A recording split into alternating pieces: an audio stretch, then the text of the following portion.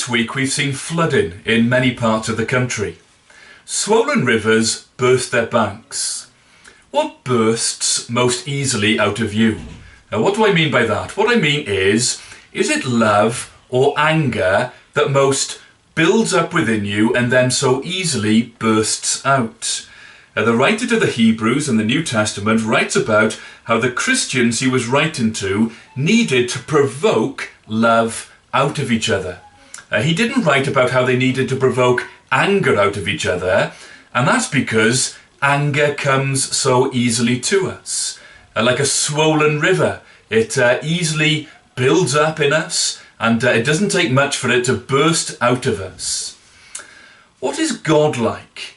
What bursts out easily from him? This is what God says about himself in the book of Exodus.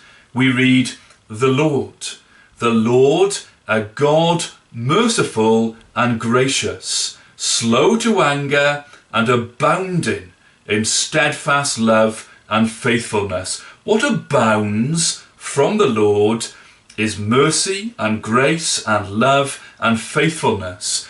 What needs to be provoked out of him is anger, because he is slow to anger. I've been recommending to the church a book called Gentle and Lowly by Dane Ortlund.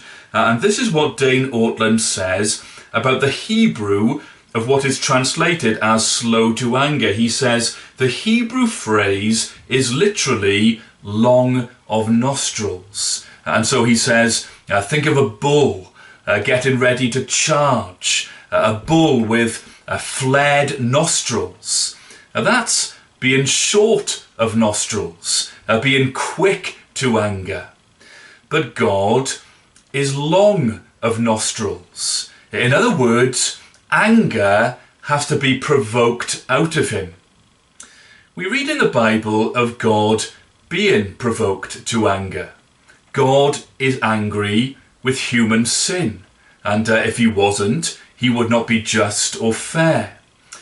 But his anger needs to be provoked. What bursts out of him is his mercy and grace and love and faithfulness. All of us are guilty of provoking the Lord's anger, but mercy and grace pour out of him. And that's the good news we need to know about him. God has given his Son, the Lord Jesus Christ, to take your sin from you. Do you know this gracious and merciful God?